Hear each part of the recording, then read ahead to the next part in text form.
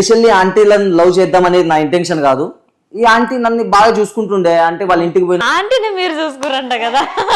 అంటే ఈ ఆంటీతో బాగా నాకు మంచి రిలేషన్ పడ్డది. అంటే నాకు సపోర్ట్ చేస్తుండే, అరే నువ్వు ఇట్లా చదువుకో, ఇట్లా జాబ్ చేసుకో, ఇట్లా ఫ్యూచర్ లో నువ్వు ఇట్లా బిల్డ్ గా.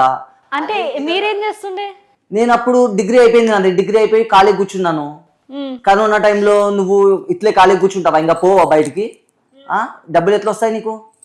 ఇంత డబ్బులు ఎట్లా సంపాదిస్తావు నువ్వు? ఇట్లే ఖాళీ కూర్చుంటుంటే రేపు పొద్దున నీకు 30 ఏళ్ళు వచ్చిన తర్వాత పెళ్లి ఎట్లా చేసుకుంటావు? ఇదే సపోర్ట్ చేస్తుండే. మధ్య మధ్యలో నాకు మనీ కూడా సపోర్ట్ బాగా చేసింది ఆంటీ. మధ్య మధ్యలో నెలకి నాకు 30,000 పైగానే నాకు ఖర్చు పెడుతుండే ఆంటీ. మరి నన్ను కేర్ చేసినప్పుడు మనం కూడా కేర్ చేయాలి కదా, అట్లా అనమాట. సో ఆ విధంగా మా రిలేషన్షిప్ అనేది స్టార్ట్ అయింది. ఆ రిలేషన్షిప్ నుంచి ఎక్కడికో పోతుంది. అట్లా మధ్యలో నేను అమెరికాకు పోయిన తర్వాత మళ్ళా ఈ ఆంటీకి నాకు కొన్ని ఇష్యూస్ వచ్చాయి. అంటే మెయిన్ అక్కడ నాకు ఏంటంటే నెట్ ఉండదు. ప్రతిరోజు నేను వీడియో కాల్ చేస్తుంటే ముందు పోయిన తర్వాత సడన్ గా నెట్ అనేది చార్జెస్ చేశారు. క్రూజ్ షిప్ వాళ్ళు కూడా నెట్ అనేది చార్జెస్ చేస్తారు. పర్ డే వచ్చేసి $5 ఉంటుంది ఇంటర్నెట్ రీఛార్జ్. నేను పర్ డే రీఛార్జ్ చేసుకోలేను కదా.